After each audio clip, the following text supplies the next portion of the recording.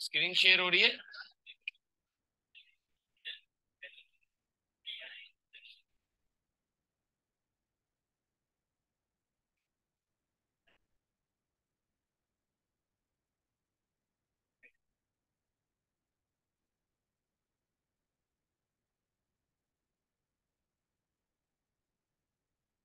बिस्मिल्लाहिर्रहमानिर्रहीम।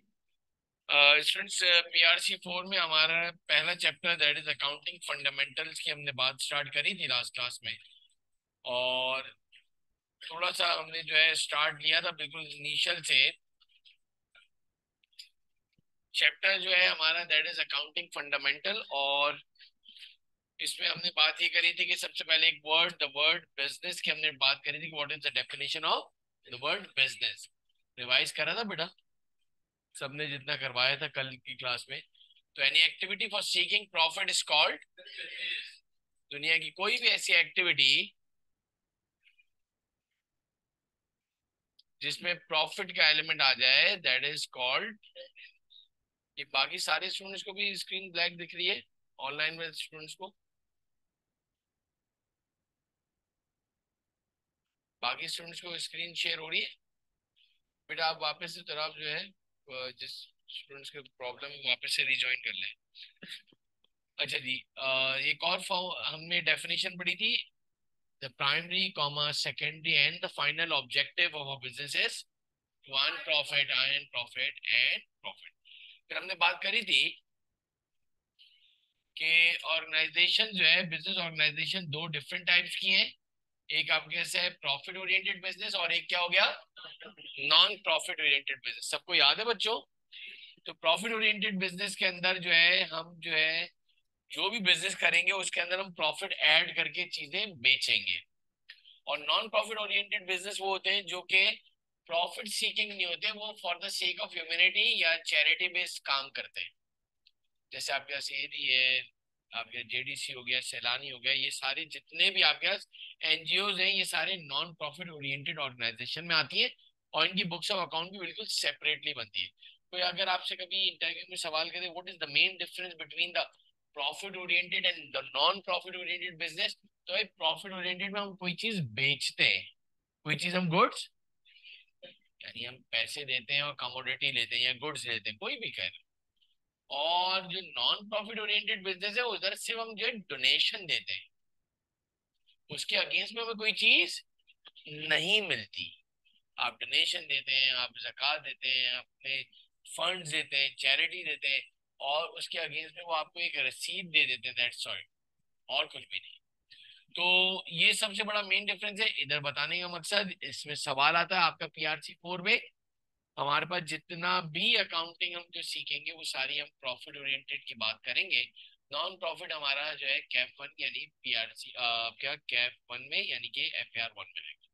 फिर हमने बात करी थी types of business. There are 3 different types of business. बड़ी मेन बात बहुत इंपॉर्टेंट इधर से समझ लो, आपके अकाउंटिंग एक्सेलरेट करती है। एक आपके पास था मैन्युफैक्चरिंग बिजनेस, एक था आपके पास ट्रेडिंग बिजनेस और एक था आपके पास सर्विस। मैन्युफैक्चरिंग बिजनेस में हम कोई चीज जो है रॉ मटेरियल ऐड करते हैं, लेबर ऐड करते हैं, याद हो गया था बेटा, and different expenses to make a, लेकिन प्रोडक्ट बनाने के बाद आखिरी बात ना भूलना, एंड देन रीसेल एट, जितने का भी वो प्रोडक्ट तैयार हुआ है आखिर में एक चीज ना भूलना, क्या चीज? और डेफिनेटली वो मैंने कहा था आपको, मार्केट के कॉम्पिटिटर्स को देखकर आपको अपनी चीज के अंदर प्रॉफिट ऐड करना पड़ेगा। वो एक अलग बात थी। आपके टेक्सटाइल मिल्स हो गई, गारमेंट्स फैक्ट्रीज हो गई, इसको आप जो है डिटेल में जो पढ़ोगे वो आप पढ़ोगे।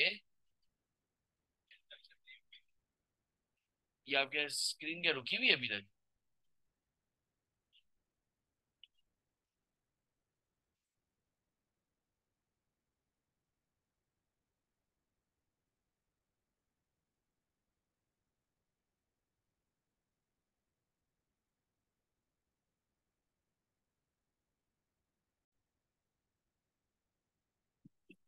चलिए आगे बढ़ते हैं।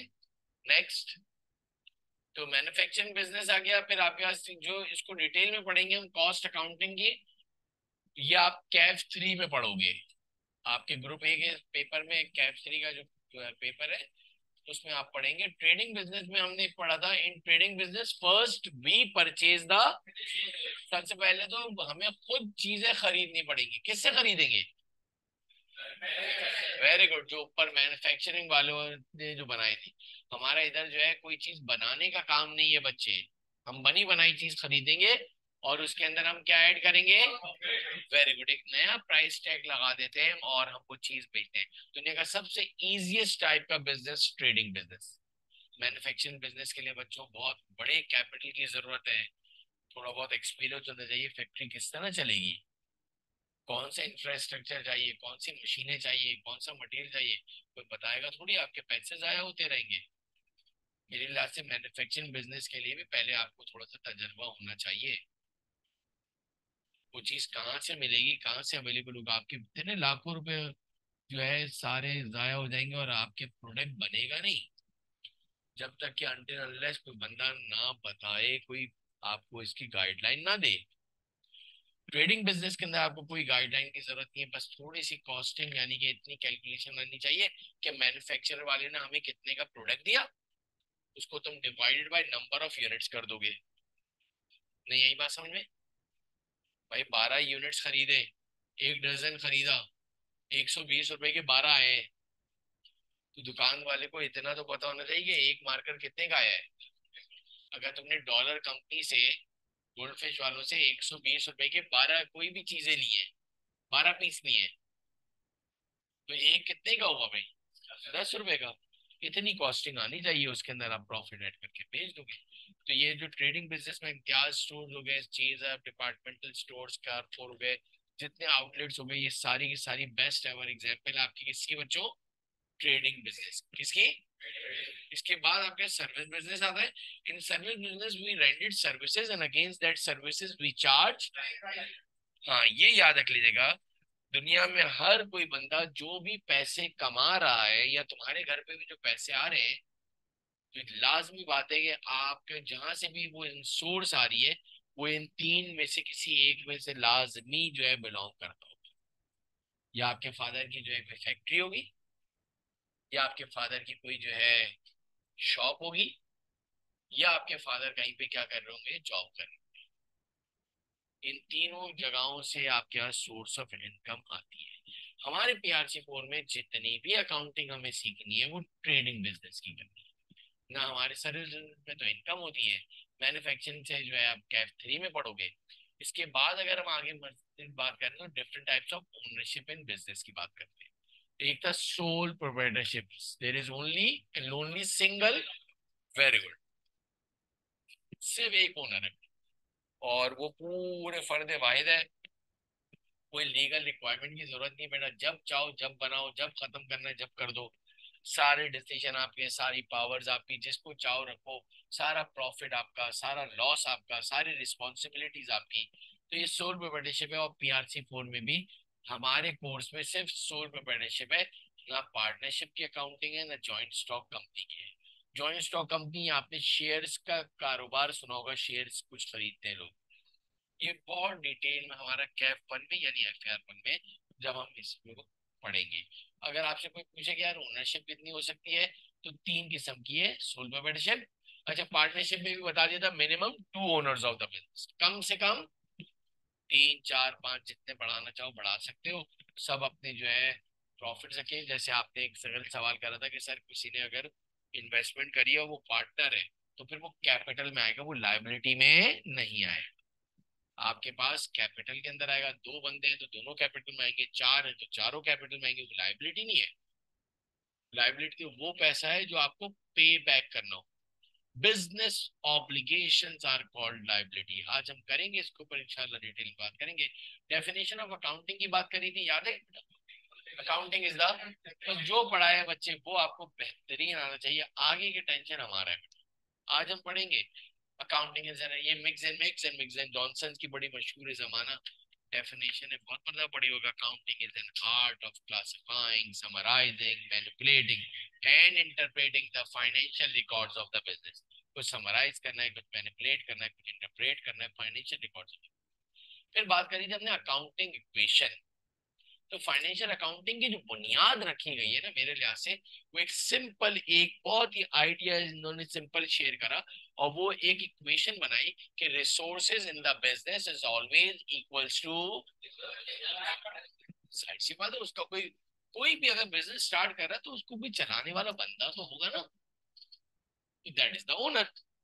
तो resources in the is always equals to resources supplied by the, in financial accounting resources in the business is called, इसको इन्वर्टेड कॉमा में लिखा है तुमने, जरा देखो, हाईलाइट कर देना इसको, एक हाइलाइटर खरीद लेना, कभी कुछ नोट्स वगैरह लिखवाएंगे तो आपके लिए जरा आसान हो जाएगा। बिल्कुल प्रॉपर जब आपके पास ये कंप्लीट हो जाएगा तो एक बिल्कुल अच्छी तरह से नोट्स आपके पास आ जाएंगे। और ये कोई बहुत लंबी कहानी वगैरह नहीं, अब तो बहरहाल आज थ्योरी की सारी चीजें कंप्लीट होंगी तो 3-4 मैक्सिमम, लेकिन जब बहुत डिटेल में आपको जो है बेसिक करवाई जाती है। आप वो खुद देखोगे कि इसके अंदर कितनी डेप्थ है, आपको एक एक चीज, और इसके ऊपर जब थ्योरी में सवाल आएगा तो जिसने बिल्कुल सही तरह से पढ़ा होगा डेफिनेटली उसी के ऊपर। इन financial accounting resources supplied by the owner is called capital बच्चों। हेंस अकाउंटिंग इक्वेशन बच्चों क्या हो गई, एसेट्स इक्वल्स टू, ये वो बिजनेस है जिसके अंदर 1 रुपए का भी बच्चों उधार, आज 2023 में अगर आप अपनी शॉप पे खड़े हुए हो, आप बड़े वसूख से कह रहे हो कि अगर इसमें एक कील भी लगा हुआ है, एक नट भी लगा हुआ है, ये जितना भी गुड्स दिख रहा है, इसमें जो लाइट लगी हुई है, इसके अंदर फर्नीचर है, इसके अंदर एसी है, कोई बंदा भी मेरे पास आके 1 रुपया नहीं मांग सकता, किसी मद में भी कोई पैसे नहीं मांग सकता। कोई ये नहीं बोल सकता कि ये आपने मेरे पैसों से लिए या आपने मुझसे उधार लिए थे। यानी मेरे बिजनेस में किसी का पैसा इन्वॉल्व नहीं है। तो वो क्या हो गया, एसेट्स इक्वल्स टू क्या हो गए बच्चों, कैपिटल। एसेट्स इक्वल्स टू, फिर ऑन द अदर एंड कभी कभार ऐसा हो जाता है कि आपके पास जो है, यानी ओनर के पास, मेरा कहने का मतलब ओनर के पास फंड्स हो गए कम, उसमें बिजनेस सेट नहीं हो पा रहा, नहीं है पैसे उसके पास यार, और उसको कारोबार करना है, लेकिन उसके पास इतने पैसे नहीं है कि वो बिजनेस सेट हो सके। तो किसी ने पूछा यार कितने पैसे, बोला यार सिर्फ दुकान कर सकता हूँ लेकिन माल वगैरह नहीं खरीद सकता।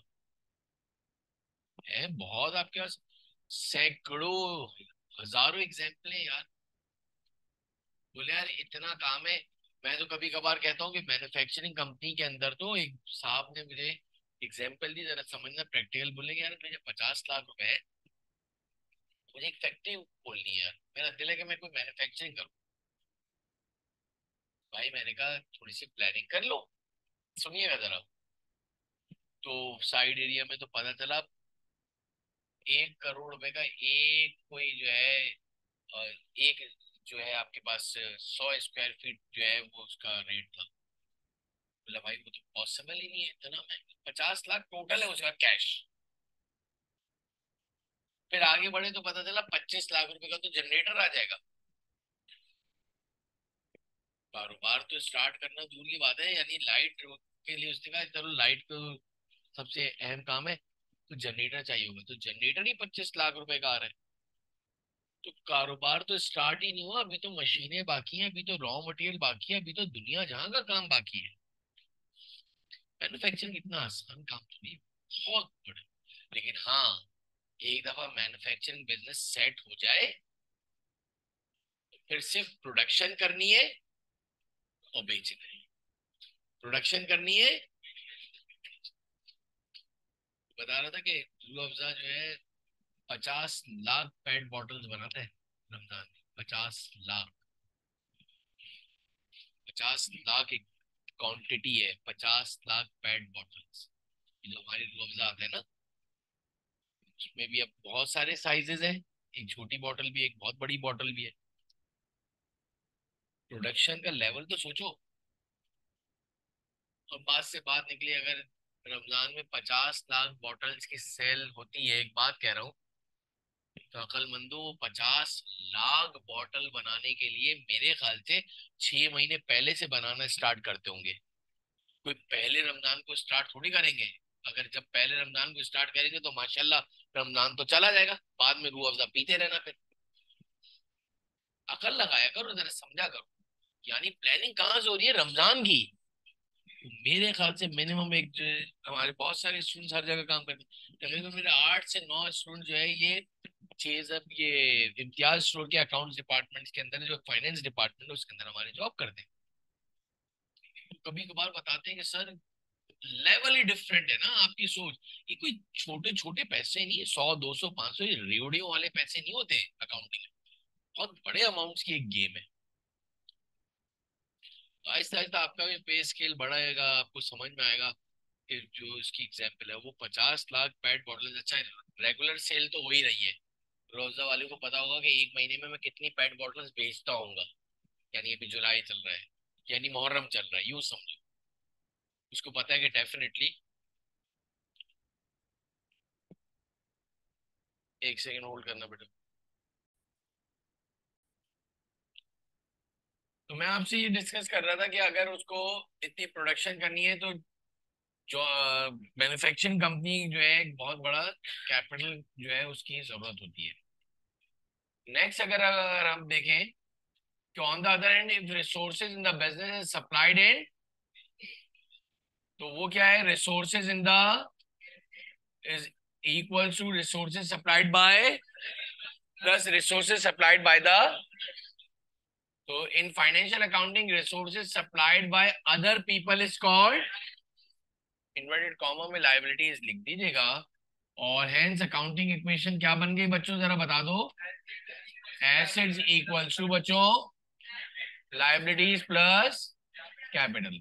और फिर मैंने इसके अंदर आपको कुछ जो है एमसीक्यूज बताए थे कि asset equals to liabilities plus capital है। तो कभी एसेट या लायबिलिटी दिया होगा तो आपको थर्ड क्या मालूम करना होगा? कैपिटल। या कभी एसेट और कैपिटल दिया होगा तो क्या मालूम करना होगा? लायबिलिटी। तीन चीजों में से कोई दो चीजें गिवन होगी और तीसरी कर लोगे ना बेटा, समझ में आ गया था? अच्छा, अगर मैं इक्वल टू के लाइबिलिटीज को अगर मैं राइट हैंड साइड से लेफ्ट हैंड साइड पे ले जाऊंगा तो एसेट माइनस क्या हो जाएगा? Liability equals to, very good. और अगर मैं कैपिटल को इधर ले जाऊंगा एसेट्स माइनस, इधर से सबके क्लियर है ना बेटा? डन है। नेक्स्ट हेडिंग डालो पिलर्स ऑफ अकाउंट। बेटा आज का नया टॉपिक अभी तक ये हमेशा याद रखिएगा, शुरू के 5 मिनट, आज तो खैर थोड़ा सा लेट इसलिए हो गए, तो शुरू के 5 मिनट में एक जल्दी से थरली जो है रिकॉल होता है लास्ट क्लास का कि कहाँ तक पढ़ा था, और इसके बाद नया काम स्टार्ट होता है, बार बार कह रहा हूं। तो हेड्स ऑफ अकाउंट्स की आपने हेडिंग डाली बच्चों, जिसको आप पिलर्स ऑफ अकाउंट्स भी कह सकते हो। You can say that heads of accounts, और you can say that the pillars of accounts.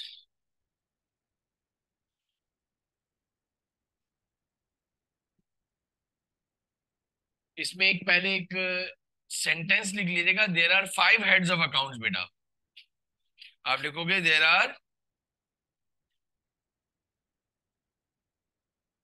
5 heads of accounts.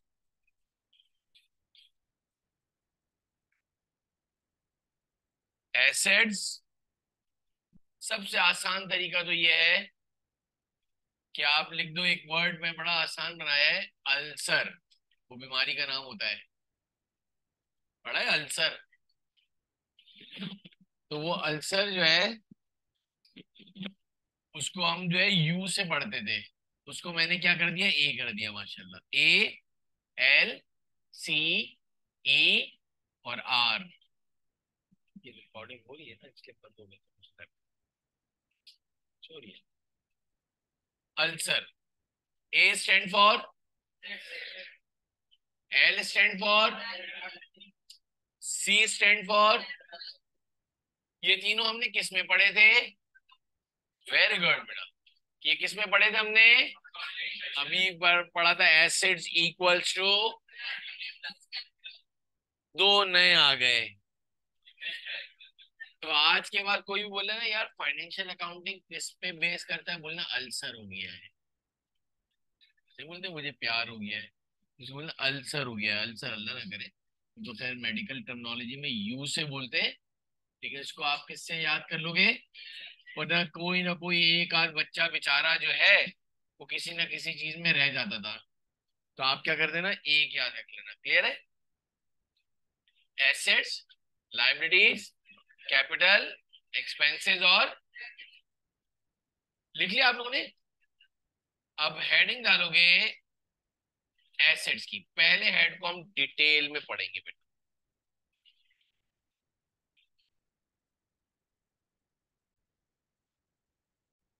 इसको जरा नोट डाउन करो, शाबाश।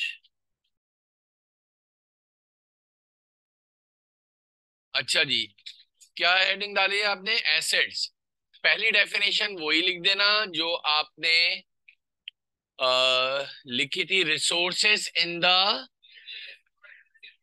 ये तो वो डेफिनेशन थी सबसे इजीएस्ट वाली जो हमने अकाउंटिंग इक्वेशन में लिखी थी।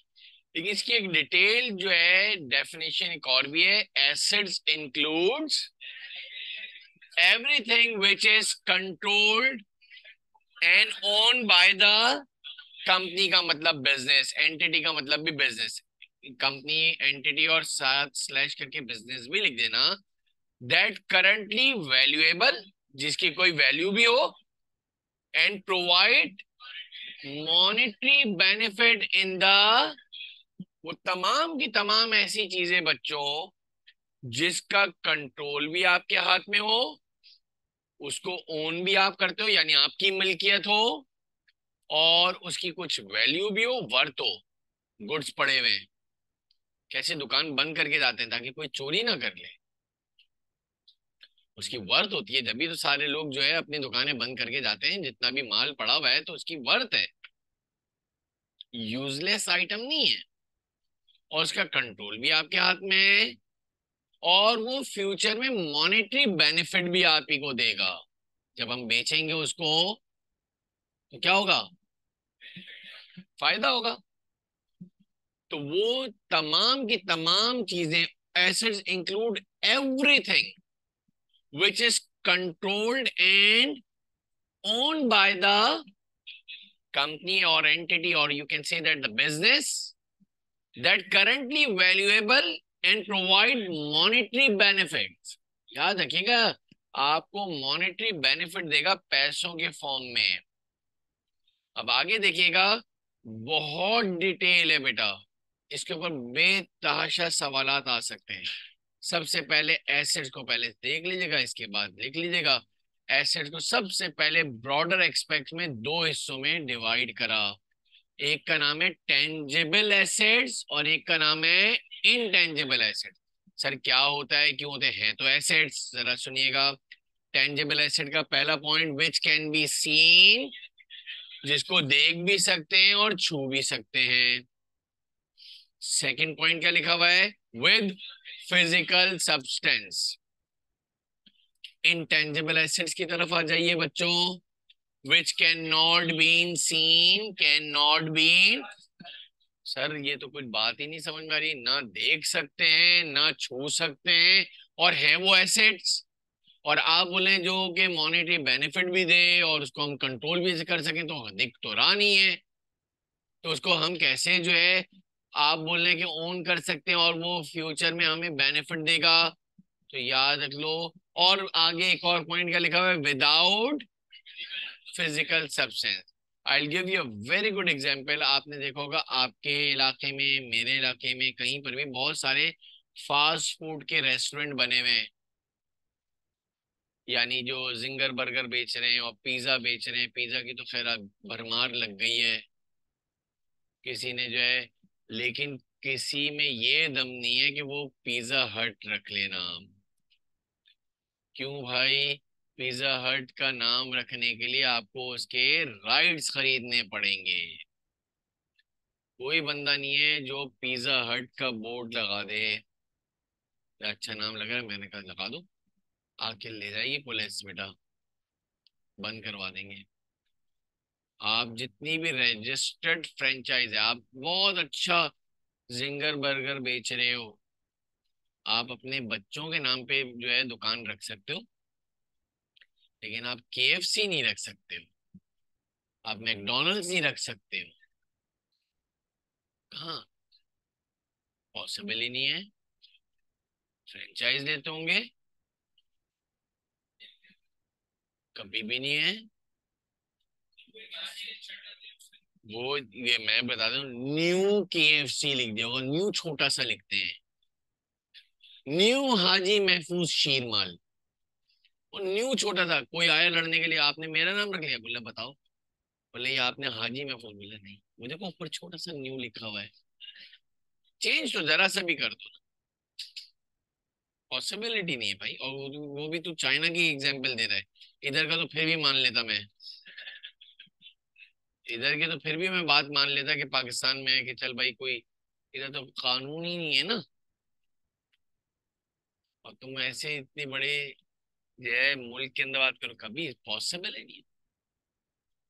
इसबगोल बेचना है बेचो, जितना बेचना, हाशमी इसबगोल नहीं रख सकते हो। मेरा न्यू करो, ओल्ड कर दो। अभी तो मैंने एक जगह पे देखा माशाल्लाह, पता नहीं कौन से एक, थोड़े दिनों पहले ही अभी ईद पे कहीं जाना हुआ तो उसको कुछ नाम नहीं समझ में आ रहा होगा, पिज्जा हट वाले ने क्या कर दिया, हट पिज्जा रख दिया, हट पहले लिख दिया, पिज्जा बाद में रख दिया। और माशाल्लाह उसके ऊपर टोपी बनी हुई होती है ना, तो उसने उस टोपी को उल्टा कर दिया। बड़े बड़े फंकार पड़े हैं मतलब वो कि जितने बन जाए, वही वाली बात ना, कि पिज्जा हट रखा, लड़ने आ जाएंगे, उसकी डंडी पे ऊपर की तरफ या नीचे की तरफ न्यू लिख दो, या शानदार पिज्जा हट, शाहकार पिज्जा हट, नाम चेंज चाहिए। और उसी से उसने रजिस्टर्ड करवाया हो।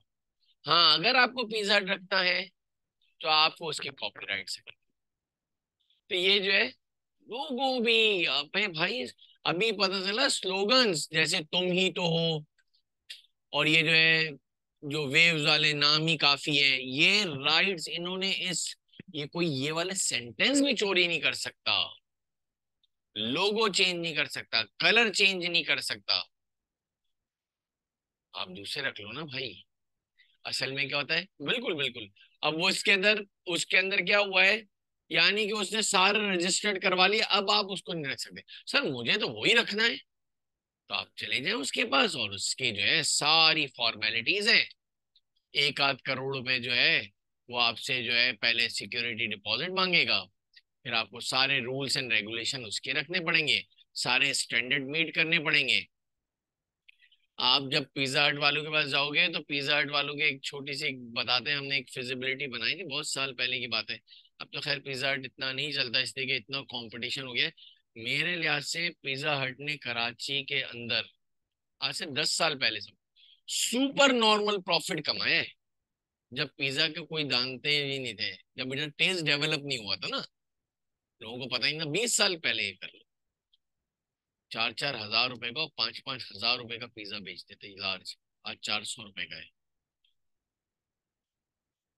समझना जरा, यानी कि सुपर नॉन प्रॉफिट, और 1,000 दुकानें आ गई हैं, सब रोटी पे लगा लगा के बेच रहे हैं, खाओ। अब ये देखो, वो टेस्ट डेवलप करा पहले सोसाइटी के अंदर, वरना तो इस कल्चर में था ही नहीं।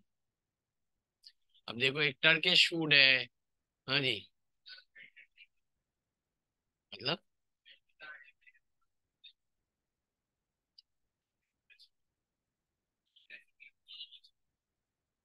नहीं, इसके ऊपर तो रिस्ट्रिक्शन कभी नहीं सुनी, ऐसा वैसा नहीं है मुझे। क्या मेडिसिन के अंदर सुना है कि वो जो फॉर्मूला होता है, वो फॉर्मूला कोई जो है कॉपी नहीं कर सकता नहीं नहीं, ये फॉर्मूला नहीं, ये तो बाहर से केमिकल आता है, उसको घोल के बनाते हैं। किसने कहा ये केमिकल है? बाहर से कोका कोला और पेप्सी वाले जो है उधर से बकेट आती है। वो तुम पठान वाले का बोल लो तो वो अलग बात है, वो सैकरीन लगा के जो बेच रहा है, उसकी बात नहीं कर रहा। तुम लोग एकदम ऊपर से लेकर एकदम नीचे तक चले जाते हो ना, वो वाले की बात नहीं कर रहा। वैसे तो इसके अंदर बकेट आती है, उसके अंदर ये मिलाते हैं, उसके अंदर ये तो बहुत पुराना है। जब हम स्कूल एज में थे तो हम लोग को ये विजिट करने गए थे, तो हमने पूछा था ये कोई केमिकल वेमिकल ये अपने वाले थोड़ी बनाते हैं इधर के लोग, पेप्सी का। वो अलग बात है कि एसेंस वगैरह डाल के जो ये दूसरा जो 2 नंबर चलता है, तो वो तो एक अलग बात है, हम तो एक रजिस्टर्ड बात कर रहे हैं। हज और उम्रे पे भेज नहीं सकते हो तुम जब तक के मिनिस्ट्री से, रिलीजन से क्या ना ले लो, आप परमिशन से, मतलब है आपके पास लाइसेंस होना चाहिए। आपको एक साल में जितने उम्रे पे लोगों का एक कोटा मिलता है, और वो लाइसेंस सबको नहीं मिलते, ये जितनी भी ट्रेवल एजेंसी वाले हैं, इसमें किसी किसी के पास जो है लाइसेंस होता है, वो सारी ट्रेवल एजेंसी को वालों को बोलते हैं बुक करो, फिर आप मेरे लाइसेंस पे भेज दीजिएगा। और ये बहुत ही महंगे एसेट्स होते हैं, जितने भी गुडविल हो गई, कॉपीराइट्स हो गए, पेटेंट्स हो गए, लाइसेंस हो गया, इंपोर्ट लाइसेंस हो गया, फिश एक्सपोर्ट करने का लाइसेंस होता है, ये सारे आपको बाकायदा इसके लिए पैसे। सबसे पहली बात तो ये बड़े मुश्किलों से मिलते हैं बेटा, सारे गवर्नमेंट लेवल पे बड़े बड़े लोगों को मिलते हैं, ये हम जैसे बंदों को नहीं मिलता। अच्छा, हर जगह कॉस्टिंग है। अब एक मैं आपको एग्जांपल देता हूँ, गुडविल, फॉर एग्जांपल कोई सेलिब्रिटी है, अब आपको तो माशाल्लाह मोहल्ले में बराबर वाला नहीं जानता, ना सीधे हाथ वाला ना उल्टे हाथ वाला। तो आपको कुर्ते शलवार की आपने जो है कोई ब्रांड खोला, आपने कहा यार बिक ही नहीं रहे, लाखों दुकानें, किसी ऐसे को पकड़ना पड़ेगा जिसकी फैन फॉलोइंग है, तो वो आपको कोई बंदा पकड़ना पड़ेगा, तो डेफिनेटली जे डॉट है, जुनेद जमशेद, तो उसका ओनर तो कोई और है और उसके नाम पे किसी और का रखा था, लेकिन वो रॉयल्टीज देते हैं, तो वो कहलाती है गुडविल, उस बंदे की गुडविल है। अच्छा जी, पेटेंट्स क्या है? जो आपने कोई जो फिक्स कर दिया, कोई आपने, जैसे कि कोई केमिकल आपने बनाया था, उसके पेटेंट्स राइट्स किसी कंपनी को दे दिए कि ये आप बना सकते हैं, ये सारी रजिस्टर्ड है बेटा, ये सारा लीगल कार्रवाई वाली है। मतलब आपके कहने लगे यार मैं बना लूं, ऐसा पॉसिबल नहीं है। लाइसेंस क्या है? कोई बुक आपने जो है छापनी है, पब्लिश करनी है, तो उसके कॉपीराइट्स लेने पड़ेंगे तुम्हें। ये सारे के सारे जितने भी आपके सामने लिखे हुए हैं, ये सारे इंटेंजिबल है। एक बेहतरीन एग्जांपल देता हूं, इससे आपके बिल्कुल क्लियर हो जाएगा। आपको पता है हमारी गवर्नमेंट ऑफ पाकिस्तान जो है फिश एक्सपोर्ट करने का लाइसेंस देती है। ये भी हमें जब पता चला, जब हमारे एक रिश्तेदार के पास था, तो हमें पता चला हुआ क्या। 500 टन फॉर एग्जाम्पल आप एक साल में फिश एक्सपोर्ट कर सकते हो। पहली बात तो ये है, मतलब वो कोई भी होता होगा, मैं अपनी तरह से बोल रहा हूँ, 500 टन आप एक साल में 365 डेज में फिश एक्सपोर्ट कर सकते हो। और ये बड़ी मिनिस्ट्री लेवल पे बड़े लेवल के गेम है, तो ये पता नहीं करोड़ों रुपए का लाइसेंस लिया होगा। अब इनका काम क्या है जरा सुने। फिशरी के पास इन्होंने एक ऑफिस ले लिया, और उनका क्या होता है, सर्टिफिकेट है, उसको इन्होंने जो है अच्छा सा जो है फ्रेम करवा के लगवा दिया, और पूरी फिश हार्बर में पता है कि भाई ये वोरा साहब के पास जो है फिश एक्सपोर्ट करने का क्या है। मेरे ख्याल से हार्डली 2 या 3 लोगों के पास है, मुझे जहां तक पता है। उसमें से एक हमारे रिश्तेदार हैं, तो उनके पास है, तो उन्होंने कभी इसकी डिटेल मुझे बताई थी, तो इसलिए आपसे मैं शेयर कर रहा हूँ इन्फॉर्मेशन। अब करना क्या है, इन्होंने ये बड़ी मेहनत से लिया होगा, पता नहीं कितनी कितनी रिश्वतें खिलाई होंगी, कहाँ कहाँ से जुगाड़ लगा के उन्होंने वो फिश एक्सपोर्ट करने का लाइसेंस लिया। अब जरा सुनना, कोई कस्टमर आया यूरोप का, यूके का, जिसको फिश चाहिए, वो कस्टमर आपका है, उसने बोला मुझे इस बॉक्स में चाहिए, बिल्कुल पैक होके, बिल्कुल जो आपकी एक्सपोर्ट क्वालिटी है, वो कितने की दे रहे हो, क्या है, नन ऑफ आवर बिजनेस, हमारा कोई मसला नहीं है। उसने कहा भाई 1 टन ये वाली फिश भेज दो, 1 टन जो है प्रॉन्स भेज दो, बोला भाई भेज देंगे, इस साइज में, इस बॉक्स में, फ्रीजर रेफ्रिजरेटर वाले कंटेनर में जाएगा, सब सही है। जब लास्ट में जा रहा होगा तो उसको चाहिए होगा लाइसेंस। आपने उस कस्टमर से जितने पैसे लिए हैं, वो जो है उसके अंदर आपको लाइसेंस के भी पैसे इंक्लूड करने पड़ेंगे। अब वो बंदा हमारे पास आएगा, उसने बाहर से कस्टमर से कितने पैसे लिए, बात समझ में आ रही है नहीं आ रही है? अब उसने कहा सर मुझे आपके लाइसेंस पे 1 टन फिश एक्सपोर्ट करनी है, हमने कहा भेज देंगे, हमें सिर्फ उसको अपने लाइसेंस का नंबर देना है और साइन करनी है। अब पूरा समझ लो, जब इतना समझ लिया है, अब हमने इसके अंदर भी कॉस्टिंग करी होगी कि हमें 500 टन एक साल में भेजने की परमिशन मिली और हमारा खर्चा हुआ था कोई 1 करोड़ रुपए। तो हमने 1 करोड़ को डिवाइड कर दिया 500 से कि हमें 1 टन कितने का पड़ा है, और फिर उसके अंदर क्या ऐड करेंगे माशाल्लाह। अच्छा, करना कुछ नहीं है। मैं उनके ऑफिस गया, मैंने कहा यार ये काम है क्या, समझ ही नहीं आ रहा। बैठे में आराम से ठंड प्रोग्राम में, ना अपनी मछलियां, ना अपनी लांचे, ना अपना कस्टमर, बैठे हुए। अब एक आया बागड़ बिल्ला, मतलब कोई आया बेचारा, बोले सर 2 टन जो है फिश एक्सपोर्ट करनी है, कर देंगे, क्या पैसे होंगे। उन्होंने दबा के बोला भाई 20 लाख रुपए होंगे। अरे सर ये वो, अब वो जैसे कस्टमर के लिए चलो भाई 17 लाख रुपए दे देना। ओके भाई, डन हो गया। अब जब ये 2 टन फिश एक्सपोर्ट होगी, गवर्नमेंट उनके लाइसेंस में जो अप्रूवल हुआ हुआ है, कितना हुआ हुआ था, वेरी गुड, उसमें से 2 टन माइनस कर देगी। समझ आ गई या नहीं आया? तो कितना हो गया, 4, चलो 20 टन कर दो, थोड़ा 200 को छोड़ो, 20 टन कर दो तो 4। अब सुनो, अब उन्होंने एक और कहानी बताई, बोलने के एक दफा, पुराने जमानों की बात बता रहे होंगे, बोलने के इसको पूरा करना भी जरूरी है, लॉस भी बड़ा खतरनाक होता है। एक साल बहुत तेजी थी, तो जनवरी के शुरू के मंथ्स में उन्होंने एक साथ बहुत ज्यादा जो है, जल्दी जल्दी जो है 5-5 लाख रुपए में पर टन के हिसाब से कोटा भेज दिया। तो जनवरी से लेकर जून तक पूरा 500 टन जो है खत्म हो गया, 5-5 लाख रुपए में, 5-7, 5-7। और जून के बाद जिनके पास कोटा पड़ा था, उन्होंने एक एक टन 15-15 लाख रुपए का बेचा। लेकिन इनके पास कोटा हो गया था, समझिएगा, जब ये पूरी सुन लिए तो कहानी, अब उन्होंने कहा अगले साल तो मैं सांप बन के बैठ जाऊंगा। बात समझ में आ रही है? अब उन्होंने जब जनवरी से स्टार्ट हुआ, अगले साल फिर इनको परमिशन मिली 500 की, इन्होंने जनवरी के जून में बेचा ही नहीं, सबको बड़े बड़े रेट बोल रहे होंगे। और जून के बाद इतने कस्टमर नहीं आए, तो पता चला अल्लाह माफ करे 200-250 टन ही बेच सका, 250 बेकार हो गया, 250 टन यूज ही नहीं हुआ। भाई ये तो प्रॉफिट और लॉस तो है ही ना बिजनेस में। तो उसके अंदर पे मैंने अपना इनपुट ये डाला था, मैंने कहा था इस कोटे को आप कर दें बाइफिकेट 2 हिस्सों में, कि आधा हमें साल के शुरू के फर्स्ट बाई मंथली यानी कि सेमेस्टर में, यानी कि पहले 6 मंथ में बेचना, और बाकी है ताकि वो एवरेज हो जाए। कुछ बात समझ में आई? बहरहाल हम पूरा कारोबार समझा दिया मैंने क्या करा है।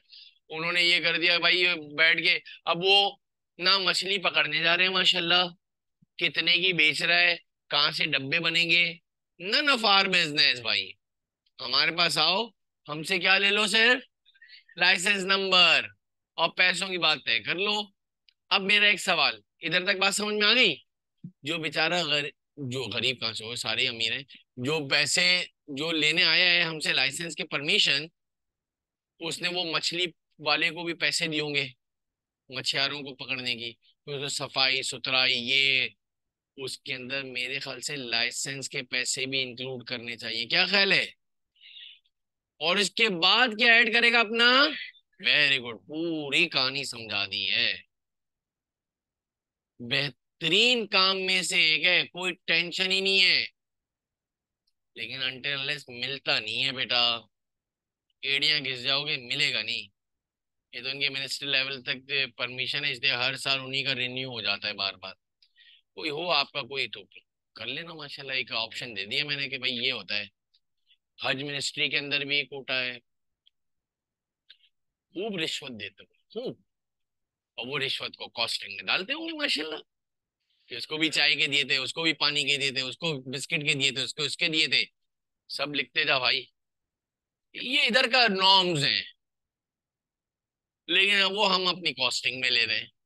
बहरहाल आगे बढ़ जाते हैं। आपके पास ये लिख लो जरा, which can not been seen, can not been touched, without physical substance, without physical.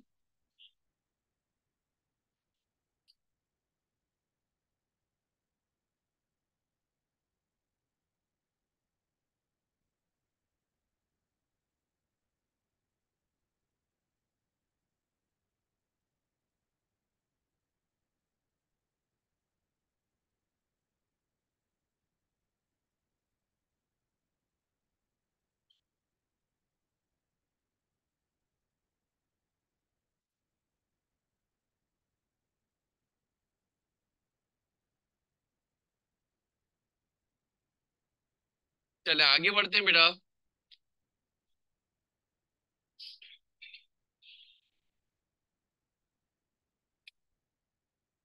ये जो स्टूडेंट्स है टेंजेबल एसेट है, पहले हेड ऑफ अकाउंट की बात हो रही है, दैट इज एसेट। एसेट को सबसे पहले किस में बाइफिकेट करा, जल्दी याद कर लो।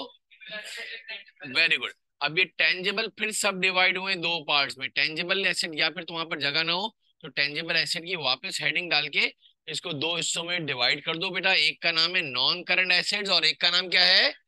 Very good. Non current asset का दूसरा नाम बच्चों फिक्स्ड एसेट। सर दोनों में क्या फर्क है, क्यों होता है, कैसे होता है, क्या है?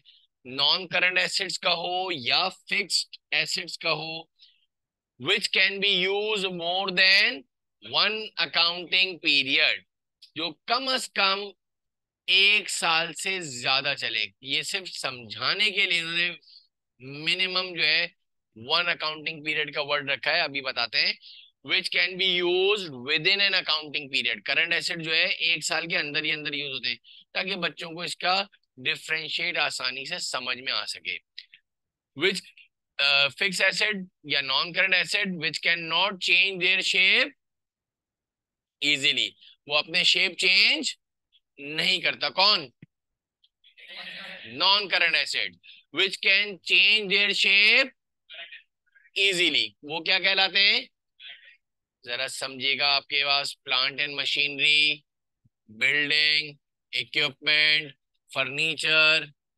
मेरा एक सवाल है, तुमने एक 5 करोड़ रुपए का ऑटोमेटिक प्लांट खरीदा, कितने की? बेटा मेरे ख्याल से कयामत तक चलाओगे, जूस निकाल दोगे इसका, 5 करोड़ रुपए है।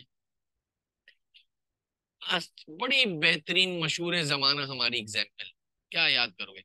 आपने एक घर में पंखा लगाया, कौन सा?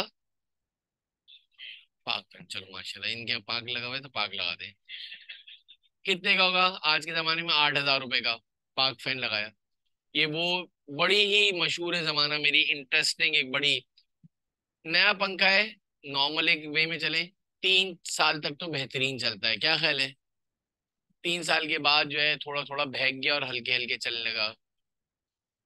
तो हमने क्या करा, माशाल्लाह 100 रुपए का बुलाया एक इलेक्ट्रिशियन, दिया भाई चंपू चढ़ जा, और कैपेसिटर आला। 3 साल चल चुका था, साल भर फिर चल गया, फिर स्लो हो गया, फिर बुलाया, फिर कैपेसिटर चेंज करा, 5-6 साल हो गए। फिर एक दिन जो है स्टार्ट करा, मुस्कुरा गया। मुस्कुराने का मतलब जल गया, बदबू आ रही है। अभी भी हम इतने ढीठ के बच्चे हैं, हम बुलाएंगे इलेक्ट्रिशियन को, बेटा उतार दे, शाबाश। किसी ने अब 5-6 साल में कौन सी गारंटी खत्म हो जाएगी भैया? चल वो खत्म हो गई थी, 7 साल हो गए। लेकिन हम किसी ने ये नहीं बोला कि बेच फेंक दिया, माशाल्लाह देखो अभी भी। हाँ, फिर हमने किसी को बुलाया, उतरवाया, उसकी कॉपर की वाइंडिंग करवाई, और मेरा जैसा होगा तो मैं बोलूंगा 500 का कलर भी कर दे, नया जैसा हो जाएगा बिल्कुल।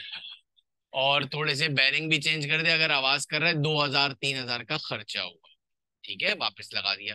फिर माशाल्लाह 3 साल की फिर छुट्टी हो गई। सुनिएगा सुनिएगा, 7-8-9-10 साल हो गए, फिर जल्दी जल्दी मुस्कुराने लग गया। फिर 12-15 साल हो गए। अच्छा, ऊपर से नया इसलिए कलर करवाया था तो नया लग रहा था। फिर कहीं से घर में से आवाज आती है, यार अब चेंज कर लेना चाहिए। अभी भी इतने ढीठ के बच्चे, उतरवाओ, और कबाड़िए से लड़ रहे हैं, बिल्कुल नया दे रहा हूँ। कबाड़िए को बोल रहे हैं, देखो बिल्कुल नया पंखा दे रहा हूँ, यानी आज के बाद याद रखो, अगर कभी कलर वाला पंखा लगा रहा हो तो ये पागल नहीं हो जाना कि नया दे रहा है। ये मेरी एग्जाम्पल याद कर लेना, 12-15 साल माशाल्लाह चला हुआ है। तुमने एक 8,000 रुपए के पंखे के लिए उसका जूस निकाल दिया 15 साल में, तो अल्लाह रहम करे 5 करोड़ की अगर जब मशीन लोगे तो भाई डेफिनेटली, और होना भी चाहिए, मतलब ये कोई, मैंने कोई एलियंस वाली कोई एग्जांपल नहीं दी है आपके, डेफिनेटली आपके नॉन करंट एसेट तो बहुत लंबे अरसे तक यूज होते हैं। एक बच्चा बोलता है सर कब तक? जब तक उसको मैक्सिमम यूटिलाइज कर सकते हो। ये थोड़ी थोड़ी मशीनें खराब हो जाती है तो ये थोड़ी है चल पुत्र चेंज कर दे। ऐसा लग रहा है कि स्क्रैप कर दो, नहीं ले 5-5 करोड़ रुपए की मशीनें ये 20-20 साल से चल रही हैं। उससे मेरे ख्याल से तो कोई 2-3-4 करोड़ रुपए की कोई मशीन ली होगी, तो मेरे ख्याल से मिनिमम 4-8 साल के बाद तो उसकी कॉस्ट कवर होती होगी, और इसके बाद बोलते होंगे अब प्रॉफिट आना शुरू हुआ है।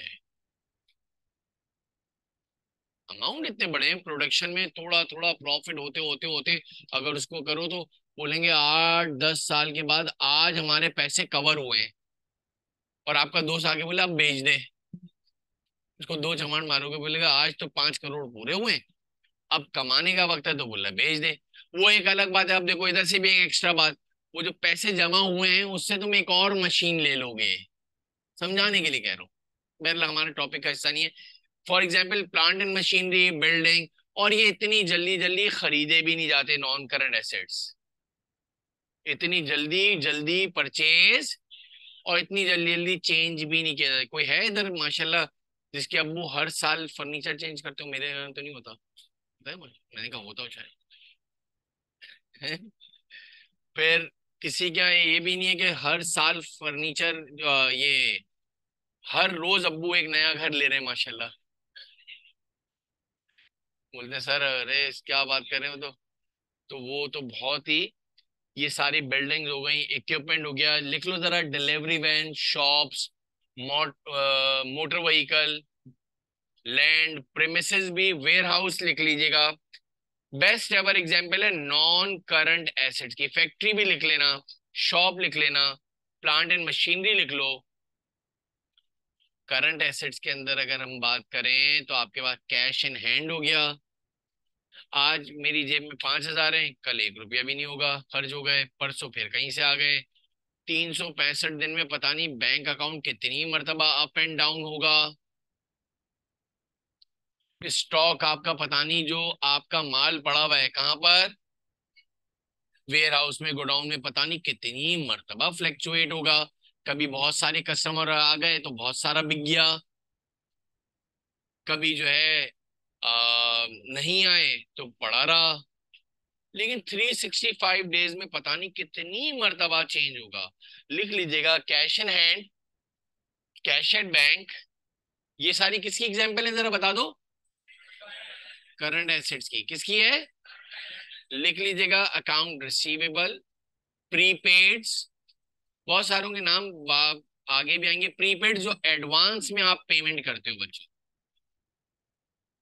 फॉर एग्जाम्पल, बहुत आसान सी एग्जाम्पल, जो आप अपने मोबाइल में जो है कार्ड डलवाते हो, प्रीपेड्स कहलाता है। यानी पहले पेमेंट कर दी दुकान वाले को, उसने रिचार्ज कर दिया 100-200 रुपए का, और इसके बाद उसको यूज करते हो तो वो प्रीपेड्स कहलाता है। जैसे आप रेंट पे अगर कोई रहता हो तो उसको शायद थोड़ा सा आइडिया होगा कि वो एडवांस में रेंट देना पड़ता है। पहले हम पेमेंट देते हैं, उसके बाद वो चाबी देता है, इसके बाद आप यूज करते हो। वो तो सिक्योरिटी डिपॉजिट है ना, ही में पहले महीने का जो रेंट है वो भी एडवांस में देना पड़ता है। वो सिक्योरिटी डिपॉजिट तो वापस मिल जाता है, लेकिन जो तुम जिस महीने से रह रहे हो उस महीने का करंट भी रेंट तुम्हें एडवांस देना पड़ेगा। अच्छा, इसके ऊपर भी बड़ा चैप्टर है, बड़ा शानदार है, एक से एक जबरदस्त टॉपिक है, समझने वाले, प्रैक्टिकल। अगर आप इंशाल्लाह, वो आपके साथ जो है ऑफिस सप्लाईज लिख लेना, स्टेशनरी को कहते हैं बेटा। स्टेशनरी भी आपके पास करंट एसेट्स है। स्टॉक वो है जिसका हम कारोबार करते हैं। लिख लिया बेटा सबने? तो ये, हाँ बेटा, which can be use more than one accounting period, which can not change their shape easily, और इसके बाद करंट एसेट्स में आपने लिख लिया which can be use within an, और which can change their shape easily, उसका shape change होता रहता है। ये सारे उसकी आपके पास बेस्ट एवर एग्जाम्पल लिख ली बेटा आपने? फास्ट फास्ट फास्ट, थोड़ा सा तेज करो। ये आपके पास पहला head of account in detail पढ़ा है कि एसेट्स को आपने दो हिस्सों में डिवाइड करा, दैट इज टेंजिबल और, इसकी आपके पास डेफिनेशन थ्योरी में जरूर आएगी, बार बार कह रहा हूँ। टेंजिबल एसेट्स आर, और फिर नीचे 4 ऑप्शन लिखे होंगे, जब सवाल देखेंगे तो इंशाल्लाह आपको खुद ब खुद समझ में आ जाएगा। थोड़ी सी 3-4 क्लासेस हो जाएंगी तो फिर हम एमसीक्यूज साथ साथ, वैसे तो ये होता है कि पहले हम चैप्टर कवर कर लेंगे, इसके बाद एमसीक्यूज करेंगे। हाँ बेटा।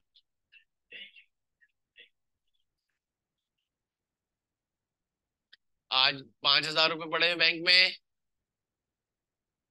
कल 20,000 रुपये और आ गए तो कितना हो गया बैलेंस? यानी 5,000 पूरे एक साल तक नहीं पड़े रहे, फिर 25,000 निकाल लिए।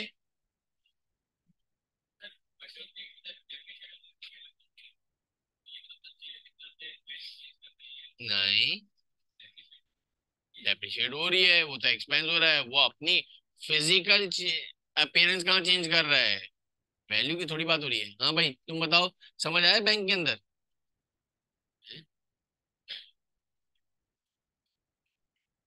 आपका बैंक अकाउंट है? कैसे समझ रहे? बैंक में तुम्हारे 1 लाख रुपए हैं, सपोज कर लो, उसमें तुमने जो है 50,000 रुपये विड्रॉ कर लिए, तो बैंक में कितने पैसे पड़े हुए हैं? तो आप बोलो कि चेंज नहीं होता।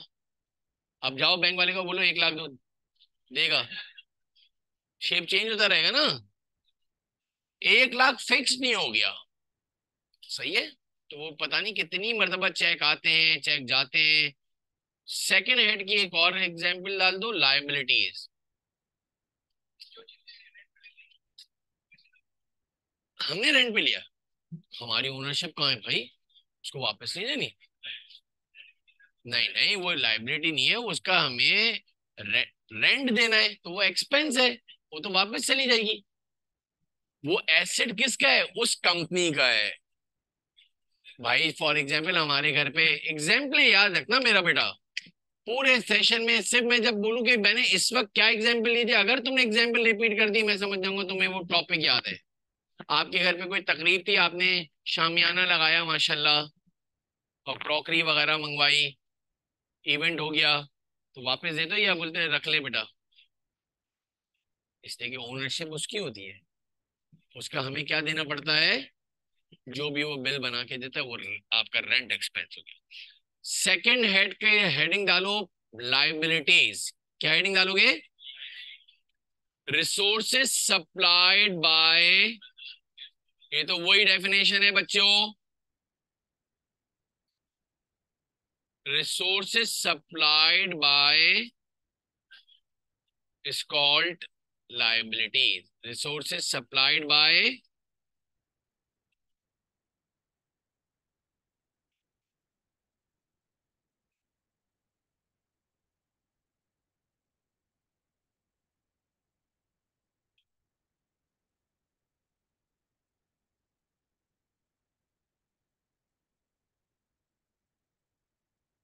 और करके एक और डेफिनेशन लिख देना, business obligations are called liabilities.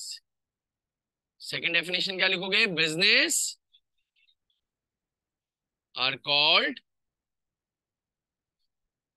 Business obligations are called.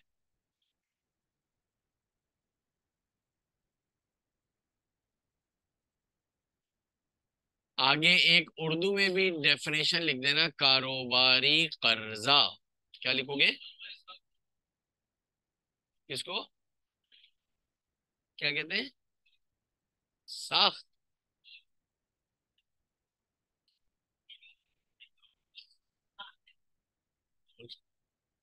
इतनी इतनी खतरनाक उर्दू तो नहीं पता, साख वो तो। चलो कारोबारी कर्जा। और अब आगे लिखो लायबिलिटीज भी, अकाउंटिंग एक्सपर्ट ने इसको डिवाइड करा है दो पार्ट में। एक का नाम है आपके पास नॉन करंट लायबिलिटीज, और दूसरे का नाम क्या है बच्चों? याद रखिएगा, नॉन करंट लायबिलिटीज का दूसरा नाम जो है आपके पास लॉन्ग टर्म लायबिलिटीज भी है।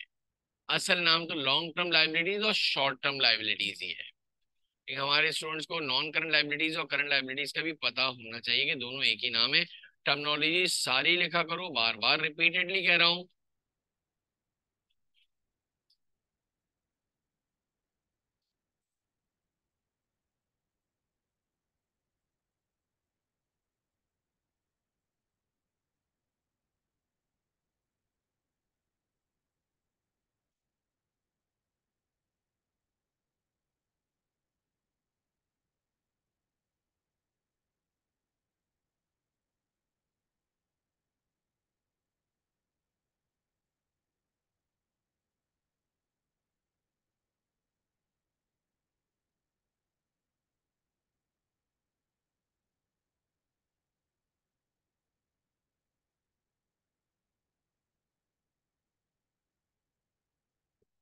कितना लिखा, विच कैन बी सेटल्ड,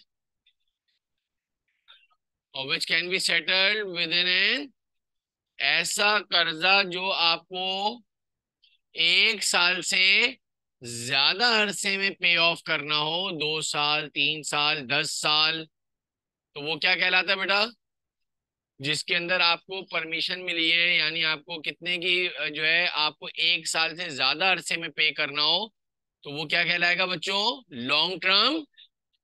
और इसके अंदर आपके पास आएगा बैंक लोन, लोन नोट्स लिख लो, बाद में काम आएगा, मोर्गेज लिख लेना, जो आप अपने हाउस बिल्डिंग के, आपने घर के जो है कागजात रखवा के कोई जो है क्या लिया है, कर्जा लिया है, तो डेफिनेटली वो आप 1 साल से ज्यादा ही अरसे में उतारोगे यार। एक लड़का कहता है सर अगर हम 1 साल में उतार दे, तो बेटा तेरे पास इतने पैसे थे तो फिर लोन लिया क्यों है, अकल वाली बात करो। हाउस बिल्डिंग फाइनेंस लोन, ये सारी बेस्ट एवर एग्जांपल है आपके पास नॉन करंट लाइबिलिटीज की। करंट लाइबिलिटीज में विच कैन बी सेटल्ड,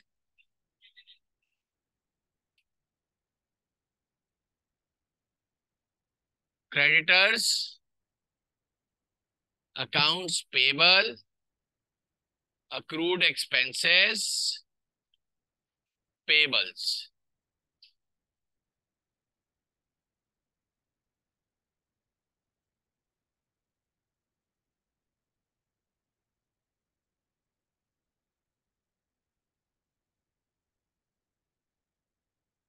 क्रेडिटर्स जिनको पैसे आपको पे ऑफ करने हो, जिनसे हमने उधार गुड्स खरीदे थे, क्या खरीदे थे बच्चों, अक्रूड एक्सपेंसेस, जो तमाम एक्सपेंसेस आपको पेबल है।